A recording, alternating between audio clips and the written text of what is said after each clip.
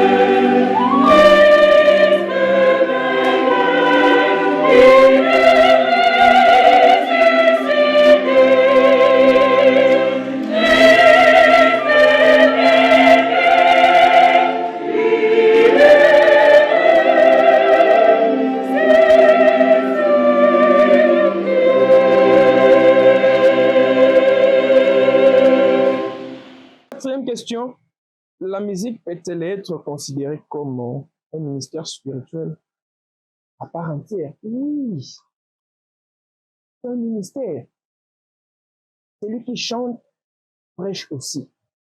En dehors de l'évangile, les chants contribuent. Il y a des laissés qui se sont laissés dans l'église néo-apostolique grâce aux chants, grâce aux mélodies meilleures et magnifiques. Ils avaient entendu quelque part, parfois une fois visité l'église néo-apostolique, et jusqu'à l'heure d'aujourd'hui, ils sont restés dans l'église. Maintenant, qu'est-ce qu'on nous dit? Oui, dans l'église néo-apostolique, le vit comme un ministère silencieux. Le maître, les choristes et les instrumentistes ne prêchent pas avec des mots, mais avec de notes inspirées. Ils participent activement à l'édification de l'assemblée. Nous sommes là avec des notes, des do, ré, mi, fa. Je suis les bons bergers, le gardien de brebis, le prince de la paix, recevez ma parole. De telles chansons, quand le chanteur chante, quand les instrumentistes le jouent, vous sentez que la personne qui est là à côté, avec cette belle mélodie, avec cette manière de chanter, ça édifie, ça donne quelque chose de bien, ça fait du très bien. Ça fait vraiment du très bien. Certainement, je certifie pour dire que c'est un ministère, c'est un ministère. Cinquième question, comment le choral sont-elles encadrées au sein de l'église néo-apostolique? Elles sont encadrées par des maestros, et même formés. Dans l'église néo-apostolique, les chorales sont encadrées par des maestros, c'est-à-dire les dirigeants. Et ces dirigeants sont sollicités, sont encore nommés par le responsable du district ils sont nommés par le responsable des chants apostoliques, qui sont des apôtres. Un frère peut être maestro, un prêtre peut être maestro, et autres. C'est de la manière. Et même sont formés. L'Église arrive aussi à former ces maestros, leur donner le sens, leur donner des procédures, comment ils peuvent marcher avec des choristes. Et ils avancent petit à petit. Des répétitions régulières, des séminaires, des formations et autres. Donc voilà, lorsqu'on lui confie cette responsabilité, il arrive alors à organiser des séminaires, il arrive alors à organiser des formations pourvu que ces choristes puissent être à la même diapason avec lui. S'il dit, nous allons passer, soit encore nous allons chanter à une certaine timbre, les choristes aussi arrivent à chanter jusqu'à cette timbre. Ça leur permet de faire le mieux. Voilà, je peux répondre encore sur ça. On dit, quels sont les critères pour intégrer une chorale ou devenir instrumentiste? Il n'y a pas de grandes choses. À l'Église apostolique, il n'y a pas d'exigence. La première des choses, avoir la foi. La deuxième des choses, être baptisé dans l'Église apostolique. Parce que tu ne peux pas être non apostolique qui t'intègre dans la chorale. Non, non, c'est mis à côté. Nous devons d'abord partager la même foi. Nous devons d'abord nous acquitter au péché ordinaire. Le baptême d'eau me permet d'intégrer le groupe sans problème et sans contrainte. Pas de conditions. Septième question. Comment préserver la richesse de la musique classique auprès de la jeunesse? On nous dit, en sensibilisant de jeunes au jeune âge, en rendant leur répétition effrayante. Là, je reviens à nos responsables de l'école des dimanches, qui sont aussi, il y a aussi des maîtres qui sont là, nos amis aussi de l'enseignement. On dit, l'avenir de l'Église, c'est bien la jeunesse. Vous allez remarquer qu'avec la jeunesse donne l'image de l'Église demain et le lendemain. Qu'est-ce que sera l'Église? Qu'est-ce que l'Église fera demain ou le lendemain? Nous devons former nos enfants de le bas âge, leur montrer l'importance, n'est-ce pas, de la musique classique, leur donner le goût, leur favoriser aussi à faire du mieux. Parfois, celui-là a les dons, mais il ne sait pas comment l'appliquer. Déjà, dès le bas âge, nous étant des maestros que nous sommes, nous devons encourager, nous devons chercher à donner les sentiments et les goûts. Nos amis qui enseignent nos enfants de l'école de dimanche, prenez le temps de les encadrer pour leur propulser demain ou le lendemain, l'Église puisse y avoir des personnes qui pourraient nous succéder. Là, c'est d'une manière de préserver la richesse de la musique classique au sein de l'Église apostolique. Huitième question. L'Église pense-t-elle intégrer d'autres styles musicaux sans altérer la liturgie? Je dis non. La priorité reste que la solennité. La solennité reste la priorité. On peut intégrer d'autres styles sur autres, mais si cela ne va pas de peur avec notre liturgie, avec la solennité, cela est mis à côté.